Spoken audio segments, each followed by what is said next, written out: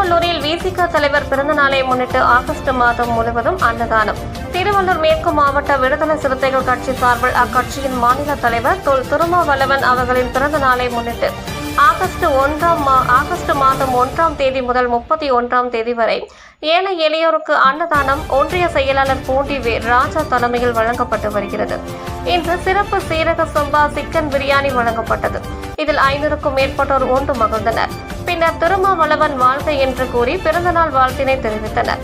இந்நிகழ்ச்சியில் நீலவானத்து நிலவன் சந்திரன், மூவா சித்தார்த்தன், கைவந்தூர் செந்தில், SK குமார், பிரியா, குப்பம் டில்லி, ராமதண்டலம் ரமேஷ், கைவண்டூர் கார்த்திக், தியாகவலவன், மாரிமுத்து, பஞ்சாட்சரம், முபாகா, அருண்குமார் மற்றும் விடுதலை சிறுத்தைகள் கட்சியின் நிர்வாகிகள் கலந்து கொண்டு சிறப்பித்தார்கள்.